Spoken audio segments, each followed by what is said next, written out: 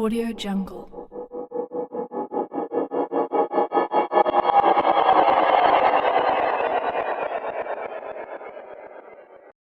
Buenos días, tardes o noches.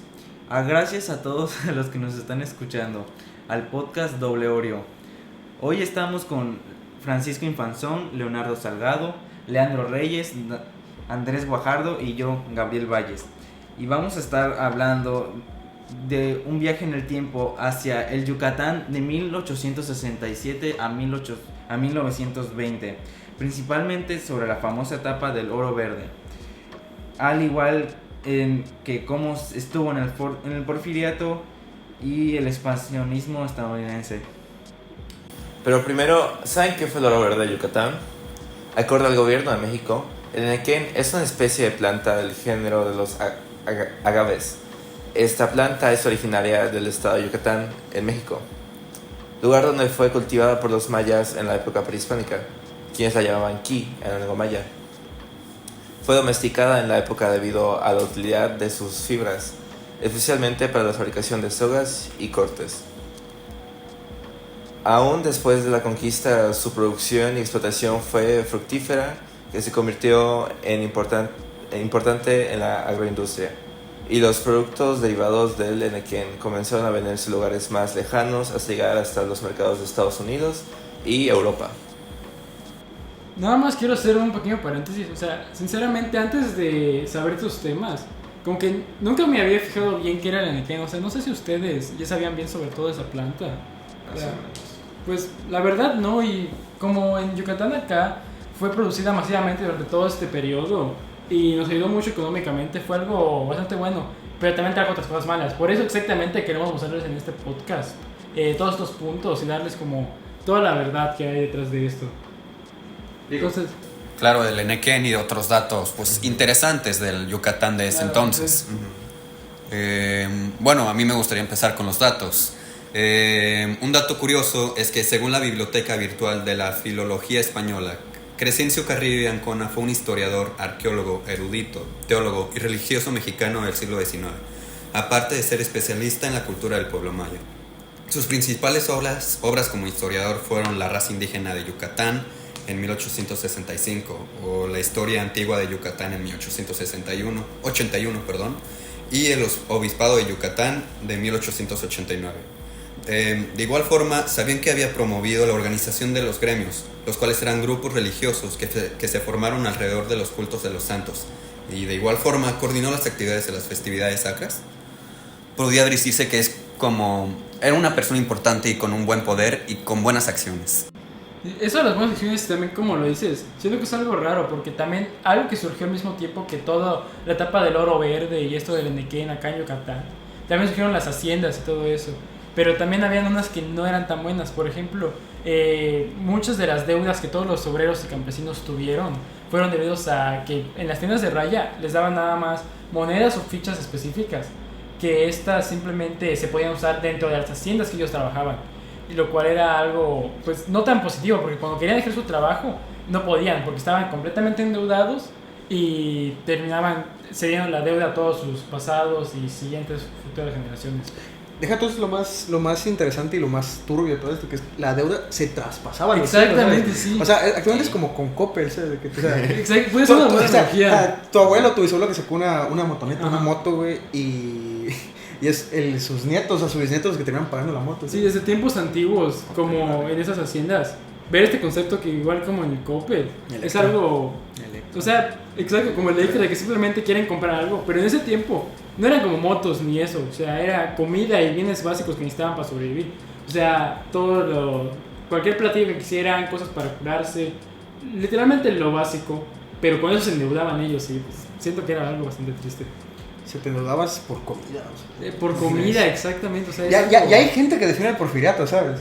Aparte. Digamos, es que como tal en todos los momentos hay tanto buenas cosas como malas cosas.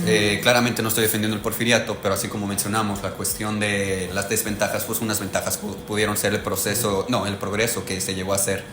Pero pues sí, prácticamente era una cuestión muy desigualdad entre las clases altas, las cuales eran nada en cuestión de México, y las clases pues bajas, porque aún no había una clase media, no como en la actualidad. Como que lo social era el punto débil de esta etapa tan buena económicamente. Pero ahora, y si hablamos como de las máquinas, por ejemplo, que surgieron, ¿qué podrían ser, por ejemplo? Sí, de hecho en 1859 Eusebio Escalante Castillo importó la primera máquina de vapor para poder deshebrar las hebras del Enequén.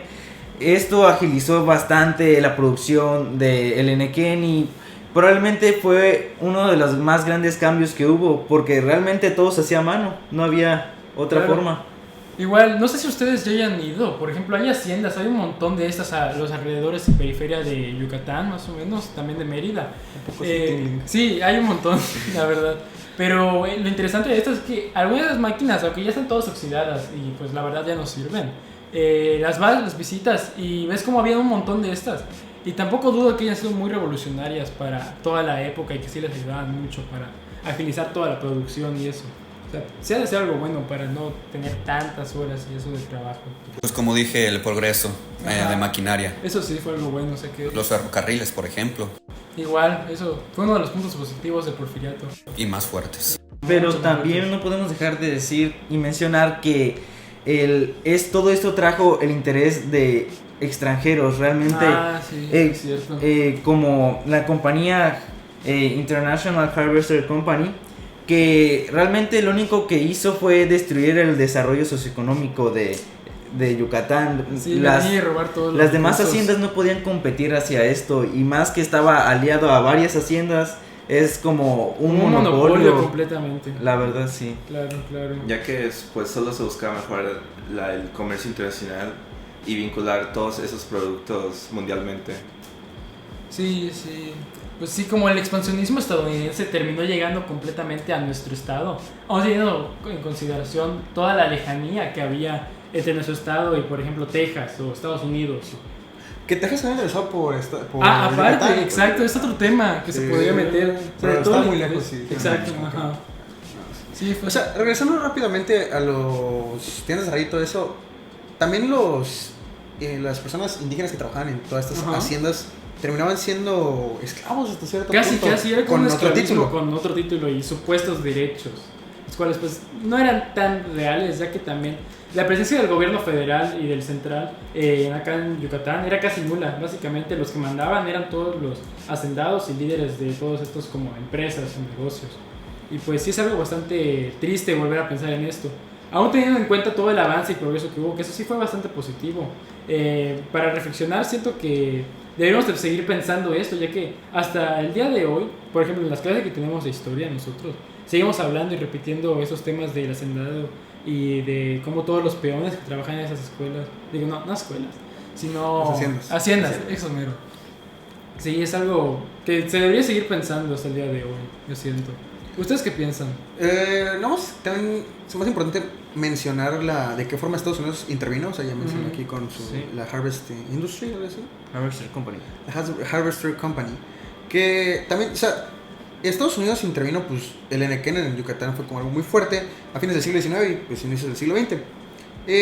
Y Estados Unidos decidió intervenir de algunas maneras. Por la alta demanda que había por la flora Enequén a finales del siglo XIX, y impulsó a Estados Unidos a utilizar fábricas y meter cosas aquí para llevarla e importarla a Estados Unidos para fabricar cuerdas, fabricar materiales resistentes. Esto generó que sí se interesara más en Yucatán.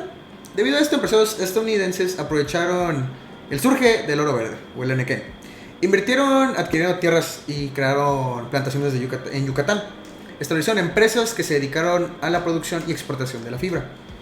De igual manera se desarrolló infraestructura. Se construyeron ferrocarriles y puertos para facilitar el transporte del Enequén desde las plantaciones hasta los centros de procesamiento y exportación.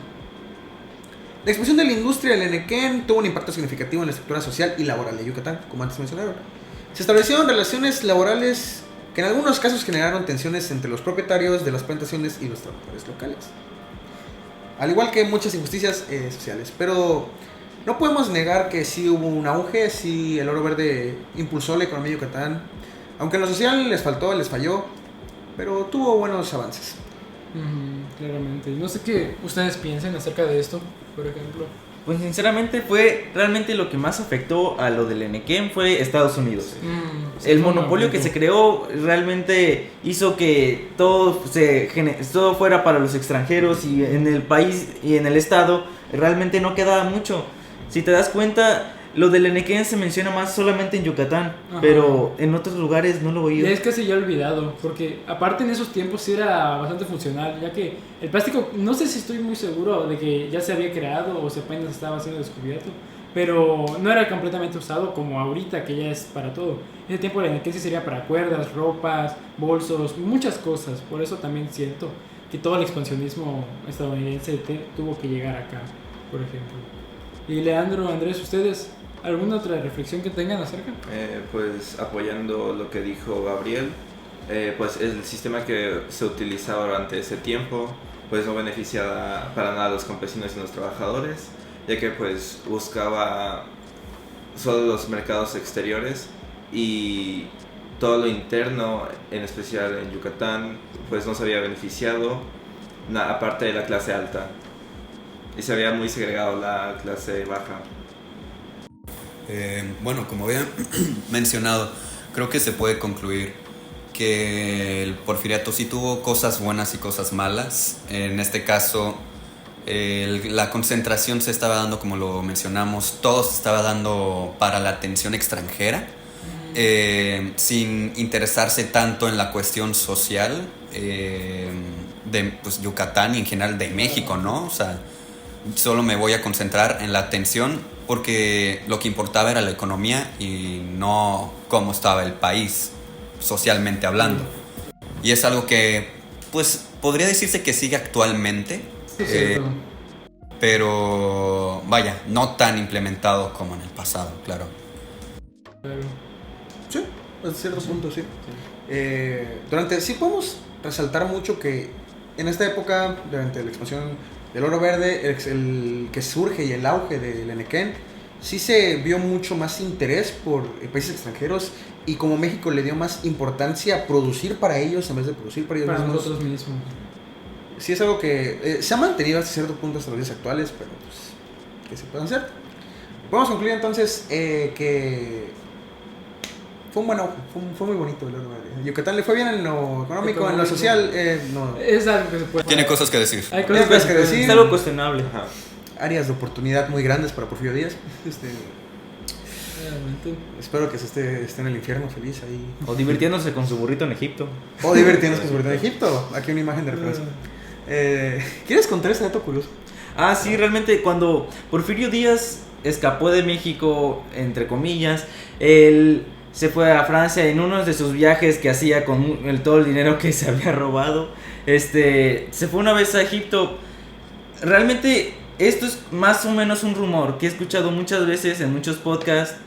Y es que cuando fue a Egipto, a él le daban miedo los camellos. Era muy serio? nervioso. Y realmente mandó a traer un burro de México No a Egipto nada más para pasear. Pensé que hablaban de burrito de comida. No, el burrito es el animal. Tranquilo. Y hasta aquí está el podcast de Doble Oreo. Espero que lo hayan disfrutado. He aprendido 2 o 3 datos curiosos. También yo. Nos despedimos con esta bonita canción y con Porfirio Díaz.